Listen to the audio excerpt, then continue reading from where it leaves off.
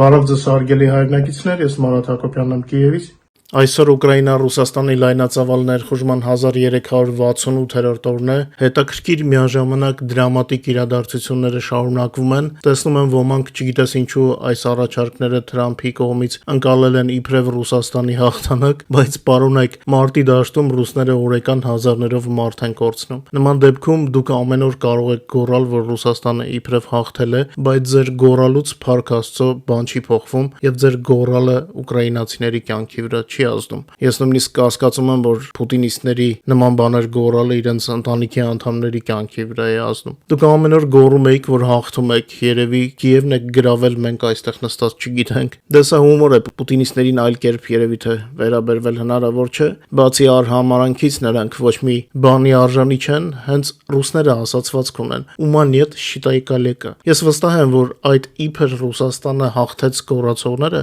շատ էլ լավ հասկանում են, որ պարտվել են։ Պարզապես փորձում են ֆոն ստեղծել իրենց կորքի համար, հա, կամ միգուցե իրենց արդարացնում են, որ այս պահին այնքան էլ վատ վիճակում չեն, կարող է հետո հաղթել ենք գոռալու հնարավորություն չլինի, փորձում են ինքնահաստատվել, բայց դա իրենց խնդիրն է։ Մենք մեր եթերներում մեր խնդիրներից ենք խոսում, արևմտյան սկզբունքներից ենք խոսում, մեզ համար մերն է կարևոր։ Այն, որ Ռուսաստանը պատերազմը սկսեց եւ հիմա իր հաղթանակը փորձում է համարել Ամերիկայի նախագահի միջամտությունը, արդեն պարզ է, որ Պուտինի Ռուսաստանը ծանր պարտվել է, բայց հարցը շատ բարդ է, պետք է հասկանանք, որքանով Ռուսաստանի պարտությունը մեր հաղթանակն է դառնում այսօր, չէ՞ որ մեզ մեր երկիրն ու սկզբունքներն են հետաքրքրում։ Մենք հիմարների պես մտքով չենք հարստանում, մեզ ռեալ շոշափելի արդյունք է պետք։ Ինչպես ակնկալում էի 2 օր առաջ, Պուտինը փորձեց Թրամփի պլանը, որտեղ առատորեն ներկայացված են նաև Ռուսաստանի նախնական հավակնությունները, բայց ըստ էության դա ընդհանրապես փորձ է փրկել Պուտինի ռեժիմը եւ միևնույնն է Պուտինը փորձում է այն ներկայացնել որպես հաղթանակ, չնայած ընդհանրապես գործ ունենք առայժմ դեռ առաջարկների հետ։ Նշեցնեմ, որ ավելի շատ նորություններ կարող եք իմանալ մեր Telegram-յան ալիքից, օրը 24 ժամ։ Երեկ Պուտինը խոսելով Կուպյանսկի մասին ասաց, որ գրեթե գրավել է քաղաքը։ Երևի մոռացել էր, որ 2 օր առաջ ասում էր, թե ամբողջությամբ է գրավել Կուպյանսկն ու Յամպոլը։ Եթե ընդամենը մի 2 օր առաջ Կրեմլում ասում էին, որ չգիտեն Թրամփի պլանի մասին, որ դեռ Թուրքիայում պետք է քննարկվեր Զելենսկու եւ Վիտկոֆի հանդիպման ժամանակ, ապա երեկ Պուտինը հայտարարեց, որ այս ամենը քննարկել է իբր Թրամփի հետ դեռ մինչև Ալյասկան։ Հասկանալի է, թե ինչի համար է Պուտինը նման հայտարարություններ անում, որովհետև այս տեքստը իրեն ձեռնտու չէ եւ փաստացի իր պարտությունն է ֆիքսում, իսկ ինքը դեռ ինչ-որ իլյուզիաներ ունի, հա։ Այսպիսով նա մեսիջ է հղում ամերիկյան հասարակությանը, որ ձեր նախագահի հետ ավելի սերտ կապեր ունեմ, քան ոմանք կարող էին կարծել։ Պուտինը փորձում է մտնել հաղթողի դերի մեջ, չնայած Թրամփը նրան այդպիսի դեր չի հատկացրել։ Պետք է պարզապես կարդալ այդ առաջարկությունները։ Այնտեղ կան նաև ռուսականը, ինչի մասին նախորդ եթերներում ասել եմ, բայց դա միայն ռուսների ամբիցիաների առաջարկներ չեն, այնտեղ կան այլ առաջարկներ, որոնք ֆիքսում են իրավիճակը ինչը կա գետնի վրա։ Թրամփը շատ լավ հասկանում է, որ Ռուսաստանի էներգետիկաների շուկաները արդեն վերցրել է Պուտինից եւ լավագույն դեպքում, նույնիսկ եթե ամերիկան պատժամիջոցները հանի, Ռուսաստանը կկարողանա վաճառել իր նախկին նավթի ու գազի ծավալների ընդամենը 1/3-ը, ինչը հիմա նա անում է եւ արդեն տեսնում ենք, թե ինչ ճգնաժամի է բերել ռուսական տնտեսությանը։ Մենք երբ ձեզ հետ վերլուծում ենք իրադարձությունները, մեր ընկալմամբ անվանում ենք իրերը իրենց անուններով։ Մենք խոսում ենք այն բաների մասին, որոնք մեզ չեն գոհացնում, եւ դա հասկանալի է։ Մենք ոչ մեկի վրա չենք հարձակվել, հանգիստ ապրում էինք մեզ համար եւ այդ պատճառով նայում ենք իրադարձություններին մեր տեսանկյունից, ինչն է մեզ ընդունելի, իսկ ինչը ոչ։ Բայց ցավոք կան նաեւ այլ կողմեր, մասնավորապես Ռուսաստանը, որի գոյությունը այսօր չենք կարող անտեսել, եթե առողջ մտածողության մեջ ենք։ Պուտինի ռեժիմը, որն իր իսկ հայտարարած 22 թվականի նպատակներն ու խնդիրները չկատարեց, այս գրեթե 4 տարվա ընթացքում կորցնելով ավելի քան 1 միլիոն զինվոր, իր ոչ միայն իր քաղաքացիներ, հասցրեց երկիրը մեծ հզոր թվացող Ռուսաստանը տնտեսական կործանման եւ փորձում է Թրամփի Ռուսաստանի պարզապես փրկության պլանը ներկայացնել որպես հաղթանակ։ Սա իրանց խնդիրն է, իրանց խնդիրն է։ Չնայած պարզ երևում է, որ Թրամփը դեռ Ռուսաստանից նոր բարիքներ պոկելու համար է դա անում, որ պարզապես չի ցանկանում այսօր ամբողջական Ռուսաստանի կործանումը։ Սա էլ Թրամփի խնդիրներն ու առաջադրանքներն են։ Արդեն առիթ ունեցել ենք ասելու, որ Թրամփը մեր նախագահը չի։ Եթե իրավիճակը նույնիսկ ռազմաճակատում այլ լիներ, ասենք ոչ թե ռուսները Դոնբասի մի մասը գրաված լինեին Զապորոժիեի եւ Խերսոնի մարզի մի մասը եւ Ղրիմը, այլ ասենք մենք գրաված լինեինք մի քանի մարզեր Ռուսաստանից, միևնույնն է, ամերիկան գերտերությունը ունեցել է իր ֆինանսական եւ ռազմամթերքի ձևով մասնակցությունը, վերջում միևնույնն է ամերիկան մտնելու էր խաղի մեջ։ Եվ հիմա հերթական այս փորձի հետ գործում ենք։ Թե ինչ կլինի վերջում, մենք կտեսնենք, դա այդ ուղղությամբ պետք է աշխատել։ Բայց մենք առնվազն մեր լսարանի հետ ազնիվ ենք, խոսում ենք խնդիրներից եւ խնդիրները լուծելուց։ Այն ուռա պատրիոտիզմ, հա, նման բաներ չկա, որովհետեւ այնքան դառը ենք տեսել, այնպիսի պատերազմներ ենք տեսել, հատկապես մենք հայկական ցանկումով մարդիկ, որ ինքնախապեյությամբ զբաղվել է, դա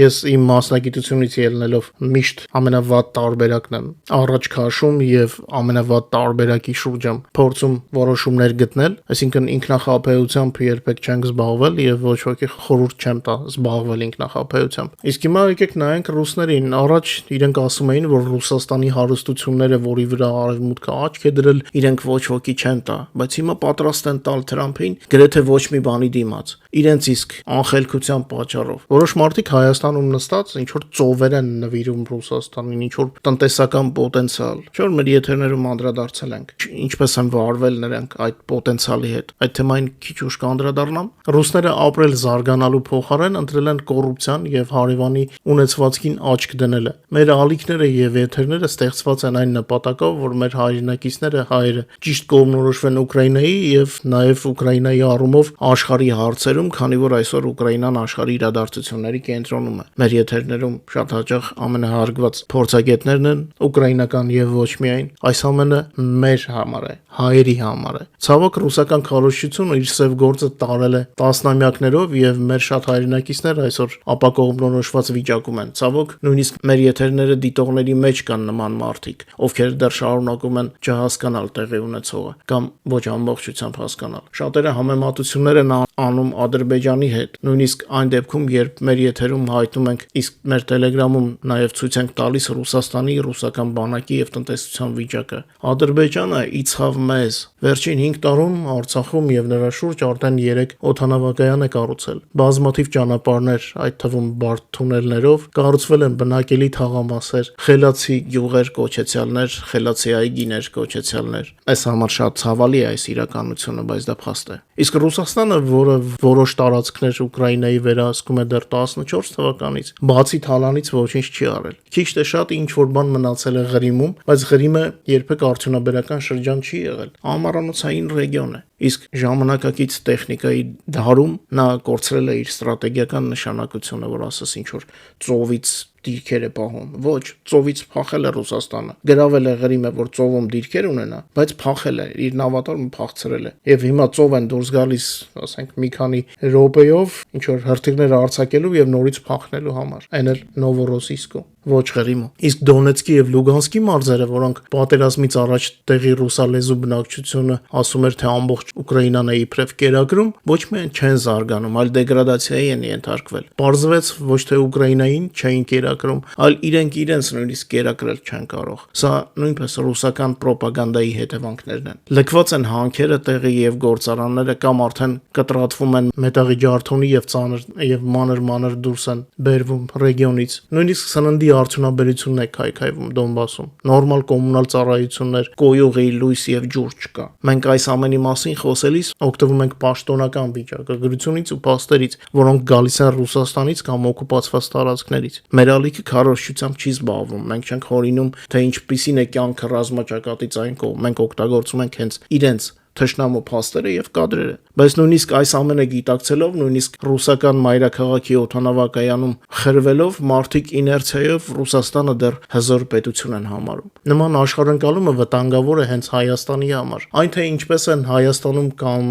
Սփյուռքում որոշ մարդիկ ընկալում իրավիճակը Ուկրաինայի հետ կապված, դա Ուկրաինայի կյանքի կամ ճակատագրի վրա չի ազդում։ Իրենք կարող են մտածել, ինչ ցանկանում են, խոսել, ինչ ցանկանում են։ Ուկրաինան շարունակում է մնալ Եվրոպայի խոշորագույն պետությունը զարգացած արդյունաբերությամբ, նույնիսկ պատերազմի ժամանակ նման թշնամու հետ իր կենսունակությունը ապահովող։ Ցավոք, մինչև վերջ չենք ազատվել կոռուպցիայից, բայց դա էլ մեր սովետից մնացած արատավոր երևույթներն են, որոնց դեմ պայքարում ենք, բայց դեռ երկար ենք պայքարելու։ Ավելին ասեմ, Եվրոպայում էլ շատ երկրներ չեն լուծել այդ խնդիրը, լինելով Եվրամիության մաս, դառնալով Եվրամիության մաս։ Այսինքն կոռուպցիայի դեմ պայքարը միշտ է շարունակվելու։ Ինչևէ, ամենտեղ կան իրենց պլյուսներն ու մինուսները, եւ եթե մենք ճիշտ չվերլուծենք, չգտնենք մեզ հայերիս համար օպտիմալ տարբերակը, դա կազդի Հայաստանի, մեր հայրենիքի ճակատագրի վրա։ Ուկրաինան իր հարցերը կլուծի, ռուսների հետ հարաբերությունները վերջին մի քանի դարում միշտ այսպիսին են եղել։ Բայց եթե Ուկրաինան չի ոչնչացել, այսօր կա եւ Ռուսաստանը փորձում էր նույնիսկ զորքի չափը սահմանափակել, չնայած չի հաջողվում։ Այսինքն հասկանում է Ուկրաինայի հզորությունը, որ փորձում է դրանից պաշտպանվել, հա, բայց դրա փոխարեն կարող էր պարզապես զարգացնել հարաբերությունները եւ փորձել մոռանալ անցյալի վատ էջերը։ Բայց հիմա նոր վատ էջեր ստեղծեց, բայց դա ասեմ, իրենց խնդիրն է։ Մեզ, մեր Հայաստանը եւ մեր հայ մարդիկ են հետաքրքիր, որովհետեւ վտանգ կա։ Եթե մենք ժամանակին չկարողանանք կողմնորոշվել եւ adekvat արձագանքել փոփոխվող աշխարհի իրականությանը, մենք կարող ենք լրջորեն վտանգել մեր երկրի հայրենիքի անվտանգությունը։ Բայց դեռ ժամանակ ունենք։ Հայաստանում կան մարդիկ, որոնք կարող են ստապ մտածել եւ առաջարկել քայլեր։ Գլխավորն այն է, որ դուրս գանք հասարակությանը պարտադրված նախկինների եւ ներկաների հակամարտությունից։ Մտածենք ապագայի մասին։ Պետք է նայել ապագային հաշվի առնելով անցյալի սխալները, հաշվի առնելով, բայց ոչ թե ապրելով անցյալով։ Ի վերջո մենք ամեն օր ուտում ենք այսօրվա հացը, ոչ թե տասնամյա հնության։ Ես երջանիկ եմ, որ մեր մշտական լսարանը առաջադեմ մտածող մարդիկ են։ Դուք շատ բան եք փոխում ձեր շուրջ եւ նույնիսկ մեր եթերները տարածելով նոր մարդկանց եք ներգրավում մեր իմպրովիզացված համայնք, ովքեր կարող են մտածել եւ գործել ճիշտ ուղղությամբ, որպեսզի օգտակար լինենք մեր հայրենիքին։ Պարզ օրինակ, հենց դուք եք որոշում, թե որքան պահանջված է մեր եթերը, եւ հենց դուք եք տարածելով անմիջականորեն ազդում իրադարձությունների վրա։ Միգուցե ոմանք դա մանուկ են համարում, ոչ։ Դա շատ մեծ գործ է, շատ մեծ օգնություն է եւ ալիքին, եւ մերպես մտածող մարդկանց, որպեսզի մեր շարքերը ավելի մեծանան։ Եվ հենց նաև այդ պատճառով, մինչ մեր եթերի այլ թեմաներին անցնելը, խնդրում եմ ձեզ օգտագործեք YouTube-ի գործիքները, մեր եթերներին աջակցելու համար լայքեք եւ եթե կարելի է տարածեք սոցիալական ցանցերում, իսկ ովքեր դեռ բաժանորդագրված չեն նոր ալիքին, խնդրում եմ բաժանորդագրվեք։ Շատերը ապակողմնորոշվեցին Զելենսկու ժողովրդին դիմումի շուրջ լրատվամիջոցներում տարածված մանիպուլյացիաների պատճառով, չնայած նրան, որ Զելենսկին միշտ էլ հանդես է գալիս ժողովրդին ուղղված ուղերձներով բոլոր ազգային տոների կամ նշվող խորերի կապակցությամբ։ Պարզապես նախագահը մի շարք հայտարարություններ է արել իր ելույթում երկրի ներսում ապակայունացման փորձերը կանխելու համար։ Ընդդիմությունը, որի ղեկավարը մեղադրվում է ծանր զանցանքների մեջ, քանի որ դատը դեռ չի եղել, ձևակերպեմ այսպես, հա։ Այսինքն մեղադրվողը եւ նրա կողմնակիցները փորձում են կոռուպցիոն սկանդալը, որի մասին հայտնի դարձավ վերջերս եւ որին մասնակցել էին օպոզիցիայի ձևակերպմամբ երկրի ղեկավարությանը մոտ կանգնած անձինք, սա նույն օպոզիցիան փորձում է օգտագործել ազգային անվտանգության խաթարման նպատակով, հա։ Միգուցե նրանք դա դիտմամբ չեն անում, բայց այն, որ արտաքին խաղացողները իրավիճակը օգտագործում են, սա փաստ է։ Այդ պատճառով էլ նախագահ Զելենսկին արժանապատվության հեղափոխության օրը, տարելիցի օրը, իր ելույթում անդրադարձավ ավելի լայն թեմաների, ներկայացնելով իրավիճակը առավել լայն ներքաղաքական եւ արտաքաղաքական շեշտադրումներով։ Ես այժմ կներկայացնեմ Զելենսկու ասածը հայերենով, քանի որ տեսնում էի շատերը անդրադառնում էին թեմային, սակայն թարգմանում էին ռուսերենից կամ սցենոգրամաներից, ինչը բերում էր որոշակի իմաստային շեղումների։ Հետևաբար ներկայացնեմ ձեզ իմ ավելի ճշգրիտ իմ կարծիքով թարգմանությունը։ Ելույթը կարելի է վերնագրել արժանապատվություն կամ ռազմավարական գործընկեր։ Տեքստը ընթերցելուց առաջ ասեմ, որ այս ուղերձը վճռորոշ շաբաթից առաջ արվեց, բայց սա արժանապատվության հեղափոխության տարելիքի կապակցությամբ էր։ Ուկրաինայի նախագահ Վլադիմիր Զելենսկին դիմեց համաքաղաքացիներին կոչ անելով դադարեցնել ներքին կռիվները եւ համախմբվել, նշելով, որ Ուկրաինան կանգնած է իր պատմության ամենածանր ընտրություններից մեկի առջև։ Նոյեմբերի 21-ի երեկոյան Ուկրաինայի ղեկավար Վլադիմիր Զելենսկին հանդես եկավ ուղերձով, իր խոսքում նա փաստացիորեն հաստատեց Ամերիկայից եկող ճնշումների մասին տեղեկությունները եւ կոչ արեց ուկրաինացիներին միասնության։ Նախագահի տեսաուղերձը հրապարակվել էր սկզբից իր Telegram-ով, հետո մամուլում, կար նաեւ մեր Telegram-յան ալիքում։ Զելենսկին նշեց, որ երկիրը հիմա անցնում է իր պատմության ամենաբարդ շրջաններից մեկը եւ կարող է կանգնել ընտրության առաջ կամ կորցնել իր արժանապատվությունը կամ վտանգել հիմնական ռազմավարական գործընկերոջ աջակցությունը, ակնհայտորեն նկատի ունենալով Ամերիկային։ Առանց ենթադրությունների, ասեկոսեների եւ ավելորդ խոսքերի, ինչպես կա այժմ մեր պատմության ամենածանր պահերից մեկն է։ Ուկրաինայի վրա գործադրվող ճնշումն այսօր ամենաբարձրերից է, հայտարարել է Ուկրաինայի առաջնորդը։ Նախագահը շեշտեց, որ երկրի առջև դրված է լուրջ դիլեմա՝ ընդունել Ամերիկայի առաջարկած 28 կետերը, թե բախվել օգնության դադարեցման վտանգին եւ երկրի համար չափազանց ծանր ձմռանը։ Նա հիշեցրեց իր երթումը, որ տվել է 2019 թվականի պաշտոնակալման օրը, հավատարմություն Ուկրաինայի ժողովրդին։ Մեջբերեմ, դա ինձ համար պարզապես արարողակարգային ձևականություն չէ, այլ երթում է։ Ես երբեք այն չեմ դավաճանի, ասաց պետության ղեկավարը։ Գործող նախագահը հավաստիացրեց, որ Ամերիկայի հետ կշարունակվի կառուցողական երկխոսությունը, սակայն ընդգծեց, որ բանակցությունները կվարվեն բացառապես ազգային շահերից ելնելով։ Մեջբերեմ, մենք հանգիստ եւ հետեւողականորեն կաշխատենք Ամերիկայի եւ բոլոր գործընկերների հետ, կլինի լուծումների կառուցողական որոնում մեր գլխավոր գործընկերոջ հետ։ Մենք որևէ կերպ թույլ չենք տա, որ թշնամին ասի, իբր Ուկրաինան խաղաղություն ցանկացող կողմ չէ։ Դա երբեք չի լինի, նշեց Զելենսկին։ Ուղերձում հատուկ շեշտադրվեցին արժանապատվության եւ ազատության հասկացությունները որպես խաղաղության արդյունքի համար անբեկանելի պայմաններ։ Նախագահը բացատրեց, որ հենց այդ արժեքների վրա է պահվում երկրի ինքնիշխանությունը, նրա ապագան եւ ժողովրդի ու տարածքների գոյությունը։ Զելենսկին հիշեցրեց Ուկրաինայի դերը որպես Եվրոպայի պաշտպանող վահան եւ կարեւորեց եվրոպացի գործընկերների աջակցությունը։ Մեջբերեմ, մենք հույս ունենք եվրոպացի մեր ընկերների վրա, որոնք հստակ հասկանում են, որ այսօր Ուկրաինան միակ վահանն է, որը բաժանում է ապահով եվրոպական կյանքը Պուտինի ծրագրերից, ընդգծեց նա։ Նախագահը կոչ արեց քաղաքական ուժերին եւ հասարակությանը ցուցաբերել ինքնատիրապետում եւ միասնություն, դադարեցնել ներքին բախումները, հրաժարվել խաղերից եւ արդյունավետ աշխատել երկրի պաշտպանության համար։ Նա հիշեցրեց, որ Ուկրաինային նախկինում պարտադրված ուլտիմատումների փորձերը եւ հավաստիացրեց, որ ժողովուրդն ու բանակը հաղթահարել են այդ փորձությունները միասնականության շնորհիվ։ Մենք չենք դավաճանել Ուկրաինային պատերազմը սկսելուց եւ հիմա էլ չենք անի դա, ասաց պետության ղեկավարը։ Իր ուղերձի ավարտին նախագահը հույս հայտնեց արժանապատիվ խաղաղության հասնելու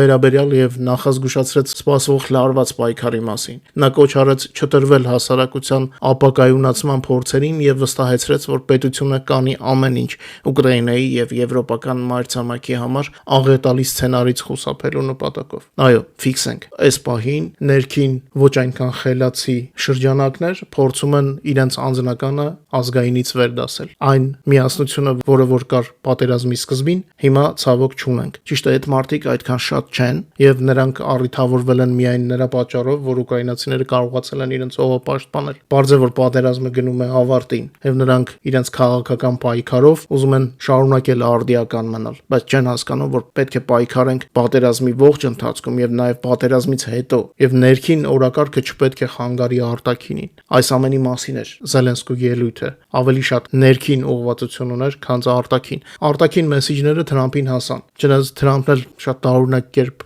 արձագանքեց այն ասեկոսեներին, որ կարող է Ուկրաինայի օգնությունը դադարեցնել, նա հերքեց, բայց միևնույն ժամանակ կարծես սպառնալիքի էին նման նրա խոսքերը, թե ցուրտ ձմեռ է լինելու առջևում։ Ուկրաինայում ձմեռները այդքան ցուրտ չեն, ինչքան Ռուսաստանում, եւ որքան մեզ խոցելու հնարավորություն ունի Ռուսաստանը, այնքան մենք ունենք խոցելու հնարավորություն, եւ ավելի շատ ցրտի դեմ մնալու վտանգ ունեն ռուսները, բայց Թրամփի խոսքերը Ուկրաինային էր ուղղված, երևի թե Ամերիկայի դերը բարձրացնելու համար։ Կրեմլը հայտարարել է, որ Ռուսաստանի եւ Միացյալ Նահանգների միջև Թրամփի խաղաղության ծրագրի վերաբերյալ շփումների մակարդակը դեռ պետք է որոշվի, այս մասին հայտարարել է ռուս բռնապետի մամուլի քարտուղար Բեղավոր Պեսկովը, ում մեջբերում են ռուսական լրատվամիջոցները, նրա խոսքով Պուտինի եւ Թրամփի միջև զրույցի անհրաժեշտությունը, ինչպես նաեւ Մոսկվայի եւ Վաշինգտոնի միջև խաղաղության ծրագրի վերաբերյալ շփումների մակարդակը դեռ պետք է որոշվի։ Պարզ է, չէ, որ չնայած Պուտինի ստերին Մոսկվայում շփոթված են,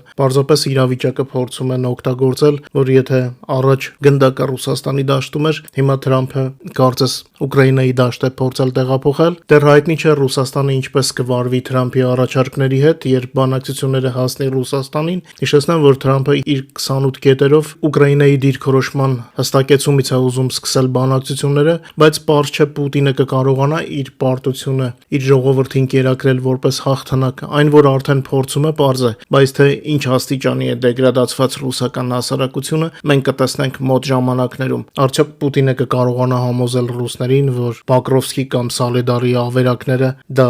գրավված Կիևն է։ Իդեպ, խնդրում եմ չնեղանալ, երբ անձնական մեսիջներին չեմ պատասխանում, ֆիզիկապես հնարավորություն չունեմ, հասկանում եմ բոլոր նորմալ մարդիկ անհանգստացած են, անսովոր իրավիճակ է, բայց գիտեք, որ ես պարզապես լուրեր չեմ մեկնաբանում եւ հաղորդում։ Ես եւ մեր թիմը նաեւ աշխատում ենք, որպեսզի իրականությունը լինի մեր սրտով։ Այս օրերին այնքան շատ են շփումները մեր ամերիկյան եւ եվրոպական գործընկերների հետ, որ երբեմն թվում է թե եթերի էլ ուժ չկա, բայց ձեզ առանց եթեր չեմ կարող թողնել։ Այդ իսկ պատճառով ինչպիսի ինքնազգացողություն էլ ունենամ, միևնույն է ձեզ հետ հանդիպում ենք այս ֆորմատով։ Հիմնական տեղեկատվությունը ես փոխանցում եմ եթերի միջոցով, ավելի մանրամասն առանձին քննարկումների պարզապես ժամանակ չկա։ ԱՄՆ փոխնախագահ Վենսը, տեսնելով ուկրաինական ռեակցիան եւ Եվրոպայի ռեակցիան, նշել է, որ խաղաղության ծրագիրը ունի 3 պայման, փորձել է հիշեցնել գլխավորը, ամերիկացի պաշտոնյայի խոսքով ցանկացած խաղաղության ծրագիր պետք է դադարեցնի սպանությունները, պահպանելով Ուկրաինայի ինքնիշխանությունը,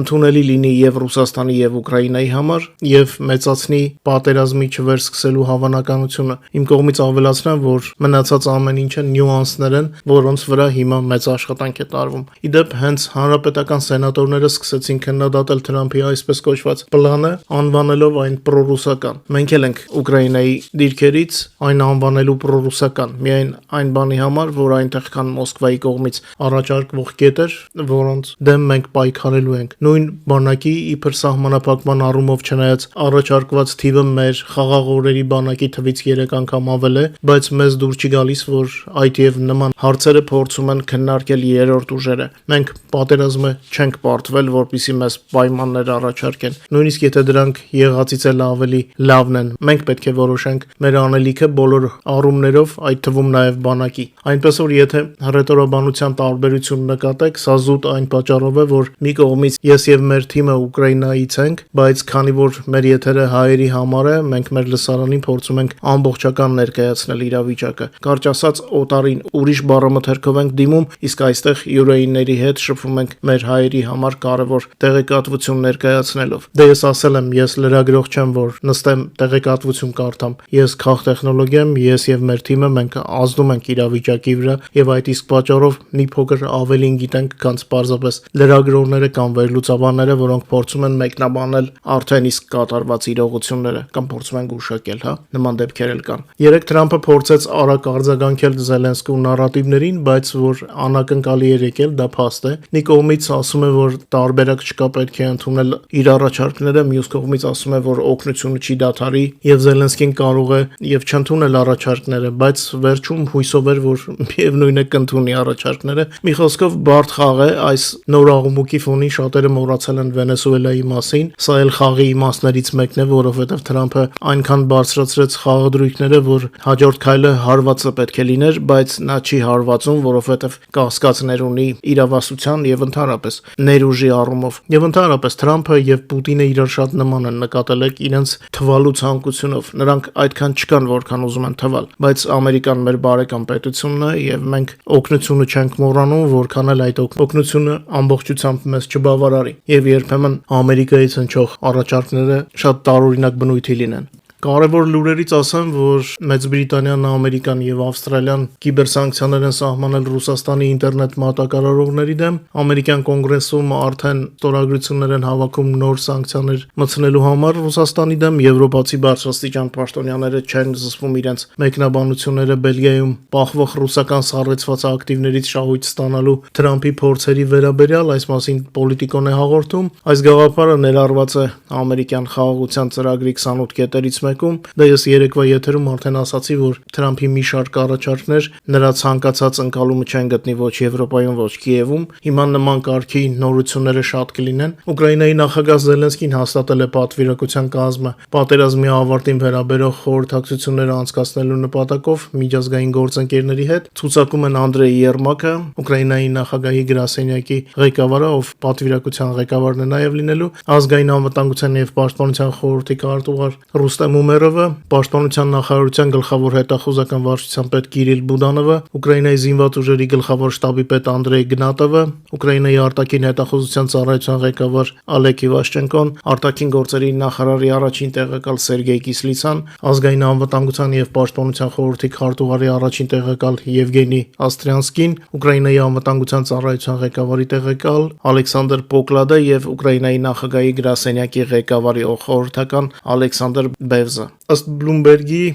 ով հղում է կատարում դիվանագիտական աղբյուրներին, Ուկրաինայի նախագահ Զելենսկին եվրոպացի առաջնորդների հետ միասին փորձում են նոյեմբերի 27-ը հասցնել վերանայել եւ ճշգրտել Ամերիկայի առաջարկած խաղաղության պլանի կետերը, որպիսի դրանք լինեն արդար եւ ընդունելի Կիևի համար։ Մեր հայ հանրությանը ասեմ, որ սա ինչպես Կազանի կամ Մադրիդյան սկզբունքների պես մի բան է, մշակվող փաստաթուղթը։ Ընդհանրապես առաջարկություն է, ով ինչպես փորձի հիմա սա մեկնաբանել։ Բրիտանական Sky News տելեկանալը հղում կատարելով Եվրոմիության դիվանագիտական շրջանակներին հաղորդում է, որ եվրոպացի առաջնորդները համաձայնեցնում են Ամերիկա Թրամփի հետ հանդիպման Միացյալ Այցի մանրամասները Ուկրաինայի համար։ Մեծ Բրիտանիայի վարչապետ Քիր Ստարմերը քննարկել է հնարավոր այցը մի շարք առանցքային եվրոպացի ղեկավարների հետ, Ֆրանսիայի նախագահ Էմանուել Մակրոնը Գերմանիայի կանցլեր Ֆրիդրիխ Մերցի եւ Իտալիայի վարչապետ Ջորջա Մելոնիի հետ։ Այս 4 առաջնորդները ներկայումս համակարգում են Թրամփի հետ Վաշինգտոնում նախատեսող համատեղ հանդիպման